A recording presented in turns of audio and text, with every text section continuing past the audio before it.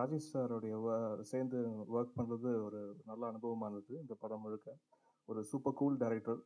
First ஸ்கிரிப்ட்லாம் வந்து சொல்லிட்டு வாசுவும் சரவணனும் ஒன்றா படித்தவங்க, இதுதான் படத்துடைய டைட்டில் அப்படின்னு சொன்னார். ஷார்ட் ஃபார்மாக விஎஸ்ஓபி அப்படின்னு சொல்லிட்டு சிரிச்சார். நானும் அப்படியே புரிஞ்ச மாதிரி சிரிச்சுக்கிட்டேன். அப்புறம் தான் வீட்டில் போய் அப்பாட்ட கேட்டேன், விஎஸ்ஓபின்னு சொல்லி சிரிச்சாரு, விஎஸ்ஓபின்னா என்ன அப்படின்னு கேட்டேன். அவர் என்னோட வந்து அவருக்கு சுத்தமாக புரியல. ஏன் சிரிச்சாருன்னு தெரியல. என்ன டைட்டில்? வாசுவும் சரவணனும் ஒன்றா படிச்சாங்க. ஓ அப்படியா, சரி. விஎஸ்ஓபின்னு ஏன் சிரிச்சாருன்னு அவரும் கேள்வி கேட்டார் என்ன. அப்புறம் என் ஒய்ஃப் கிட்ட போய் சொன்னேன், டைட்டில் வந்து விஎஸ்ஓபியா. விஎஸ்ஓபியா டைட்டில் அப்படின்னாங்க ஒய்ஃபு. தப்பா நினைக்காதீங்க, எங்க மாமனார் கொஞ்சம், ஸோ அதனால அவங்களுக்கு தெரிஞ்சிருக்குது. அது வந்து சூப்பராக இருக்க, வாசுவும் சரவணனும் ஒன்றா படித்தாங்க. ஓ அதுதான் விஎஸ்ஓபியா, சூப்பர் சூப்பர் சூப்பர் அப்படின்னாங்க. அப்புறம் தான் வந்து அடுத்த நாள் வந்து சாரை வந்து பார்த்து பேசும்போது தான் அப்புறம் விஎஸ்ஓபிக்கு ஏதோ உண்மையிலேயே எனக்கு அர்த்தம் தெரிஞ்ச மாதிரி அப்போ நான் ரியாக்ட் பண்ணி கொஞ்சம் மெயின்டைன் பண்ணேன்னு வச்சிங்களேன். அது இப்போ தான் ஓப்பன் பண்ணுறேன் சார் உங்களுக்கு. ஸோ ரொம்ப சந்தோஷம். ஆக்சுவலாக என்னென்னா, அவர் நிறைய ஃபோக்கு நிறைய பண்ணியிருக்காரு. வில்லேஜ் பேஸ்டு ஸ்கிரிப்ட்ஸ் நிறைய பண்ணியிருக்காரு இமான் சார் மியூசிக்கில். ஸோ இப்போ ரீசெண்டாக தான் சிட்டி படங்கள்லாம் பண்ண ஆரம்பிச்சிருக்காரு.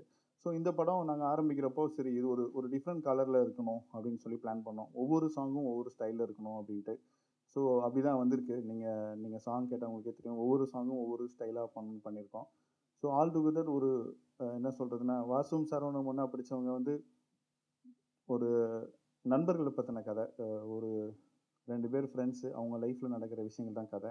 ஸோ ஆர்யா சாரும் சந்தான சாரும் ரியல் லைஃப்லேயே ரொம்ப க்ளோஸ் ஃப்ரெண்ட்ஸு. நானும் அவங்களுக்கு வந்து ரொம்ப க்ளோஸ் ஃப்ரெண்ட்ஸுங்கிறப்போ எனக்கு ஒர்க் பண்ணுறது அவ்வளோ ஈஸியாக இருந்துச்சு. அதே மாதிரி சந்தானம் சாரோட இன்புட்ஸ் நான் வந்து சொல்லி ஆகணும். ஆக்சுவலாக நிறைய பேர் கேட்டாங்க, என்ன நீங்கள் வந்து எல்லா படத்துலையும் அவரோட ஒர்க் பண்ணுறீங்கன்னு. ஸோ எனக்கு ரொம்ப பிடிச்ச ஒரு ஆர்டிஸ்ட்டு. நான் வந்து ரொம்ப பெருமையாக சொல்லுவேன்.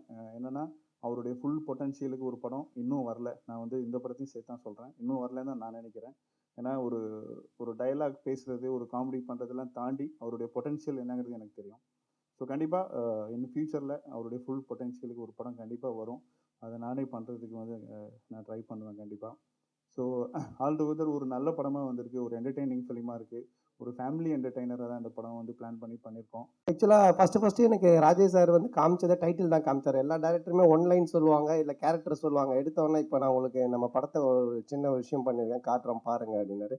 காமிச்சா ஒரு பாட்டில் ஒன் பண்ணி அதில் விஎஸ்ஓபின்னு போட்டு நான் சார் செம்மையாக இருக்குது சார்ண்ணே, இதான் படம் அப்படின்னாரு. சூப்பர் சார் அப்படின்னா. ஸோ அதுக்கப்புறம் தான் வாசு சரணும் ஒன்றா படிச்சோங்க அப்படின்றது.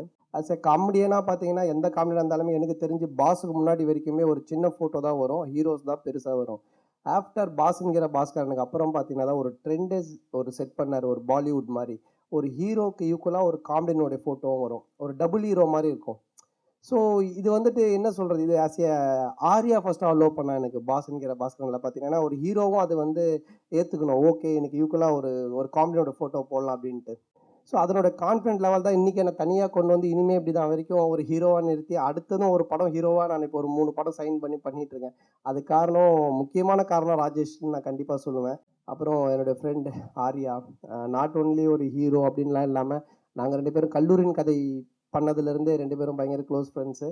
ஏன்னா அப்போ நான் வந்து ஒரு அப்கமிங்கு, ஆர்யா பார்த்தீங்கன்னா வந்துட்டு படம் பண்ணிவிட்டு ரிலீஸ் ஆகலை, அந்த உள்ளம் கேட்குமே அதுவும் ரிலீஸ் ஆகலை. அப்புறம் வந்துட்டு விஷ்ணுவர்தன் படம் இல்லை, அறிந்தும் அறியாமல், அதுவும் ரிலீஸ் ஆகலை.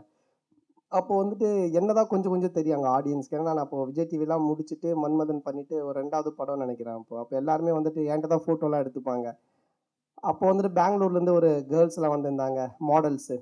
அப்போ அவங்க என்கிட்ட கேட்டாங்க, யார் நீங்கள் அப்படின்னு சொல்லி கேட்டாங்க. என்கிட்ட நிறைய பேர் வந்து ஃபோட்டோ எடுத்து நான் சொன்னேன், south Indian comedy super star அப்படின்னு சொல்லிட்டு, சும்மா நாள் யாரும் கவனிக்கலையே அப்படின்ட்டு. இது இவன் மட்டும் பார்த்துட்டான். பார்த்துட்டு அங்கே இருக்க எல்லாரையும் கூப்பிட்டு எல்லாரும் ஃபோன் பண்ணி சவுத் இந்தியன் காமெடி சூப்பர் ஸ்டார்னு சொல்லிட்டான், சவுத் இந்தியன் காமெடி. ஸோ அது இல்லாமல் வந்துட்டு சேட்டை படத்துலேயே காமெடி சூப்பர் ஸ்டார்னு போட்டுட்டான். நான் லிங்காவில் நடிக்கும்போது ரஜினி சார்ட்ட வந்து ஏதோ ஒரு விஷயம் பேசிட்டு இருக்கும்போது இந்த மாதிரி சூப்பர் ஸ்டார்ன்ற பட்டம் ஆளாளுக்கு இப்போ போட்டிருக்காங்க, எல்லாம் பேசிட்டே இருக்கும்போது உண்டு கூட ஏதோ காமெடி சூப்பர் ஸ்டார் அப்படின்னாரு. நான் ஷாக் ஆகி, சார் எனக்கு தெரியாது, அந்த ஆர்யா தான், ஆர்யா அவன் பண்ணான் அப்படின்ட்டு, அவன் நீ நல்ல காம்பினேஷன்ல அப்படின்னாரு. ஸோ என்னன்னா அந்த லெவலில் அது ரீச் ஆகி ஆகி போச்சு. ராஜேஷ் பற்றி சொல்லணும்னா, எஸ்எம்எஸ் படத்தில் ஒரு கெஸ்ட் அப்பியரன்ஸ் பண்ணும்போது தான் அவருக்கு நான் அறிமுகமானேன். ஸோ அந்த ஒரு ஃப்ரெண்ட்ஷிப்பில் பாஸ்ங்கிற பாஸ்கரன் படம் பண்ணோம். இப்போது விஎஸ்ஓபி படம் பண்ணுறோம். அவர் சொல்கிற மாதிரி நான் வந்து ஒன்றும் நான் ஏற்கனவே நான் ஒரு ரொம்ப வருஷமாக கேட்டுட்டேன். பாஸ்ங்கிற பாஸ்கரன் முடிச்ச அப்புறமே கேட்டுட்டு இருந்தேன், ஒரு படம் பண்ணலான்னு. பட் அவர் 2 படம் பண்ணி வர்றதுக்கு லேட் ஆயிடுச்சு. பட் வெரி ஹாப்பி இந்த படம் என் கூட பண்ணதுக்கு. Thank you sir, thank you so much. Santhanam any time friend. அவர் என்ன வேணால் நம்ம வந்து கேட்டுக்கலாம்.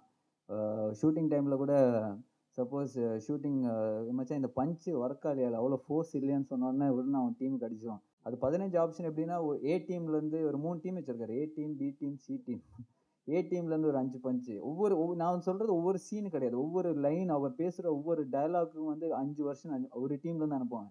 ஸோ அவங்கக்குள்ள ஒரு போட்டி, யார் நல்ல பஞ்சு கொடுத்துருக்காங்க, சி டீமா, பி டீமா, ஏ டீமான்னு. ஸோ அந்த அளவுக்கு எக்ஸ்டென்சிவாக ஒர்க் பண்ணுற ஒரு ஆக்டர் தான் அது சந்தானம். ஏன்னா அவர் ஹீரோ நடிக்கிறதுக்கு மெயின் காரணமே வந்து எக்ஸாஷன் தான் நான் சொல்லுவேன். ஏன்னா நான் வந்து சொல்லிட்டு இருந்தேன், அதே ஒரு இதுதான் வந்து வாசு சரவணன் ஒன்றா படித்தோம். இப்போ வாசு சரவணன் ஒன்றா படித்தோம், வாசு தான் அவர், நான் தான் சரவணன். ஸோ அதே ஒரு பர்ஃபார்மன்ஸ். இன்ஃபேக்ட் எனக்கு அவர் பண்ண பர்ஃபார்மன்ஸில் ரொம்ப பிடிச்ச பர்ஃபார்மன்ஸ் இந்த படம் தான். நான் எப்போவுமே சொல்லுவேன், அவர் பண்ண பர்ஃபார்மன்ஸில் எனக்கு ரொம்ப பிடிச்ச வந்து ஓகே சூப்பராக இருக்கும். அவரோட பர்ஃபார்மன்ஸ் ரொம்ப ரியலாக இருக்கும், ரொம்ப ஃபன்னியாக இருக்கும். ஸோ அதை விட இதில் ரொம்ப சூப்பராக பண்ணியிருக்காரு. So thank you Santhanam. இந்த படத்துக்கு ஒரு பெரிய ஒரு ஸ்ட்ரென்த்து நாட் ஒன்லி ஒரு கேரக்டர்னு இல்லாமல் ஒரு மென்டல் சப்போர்ட், ஃபினான்ஷியல் சப்போர்ட், எல்லா சப்போர்ட்டும் அவர் தான். So I'm very happy to have a friend like him. Thank you brother.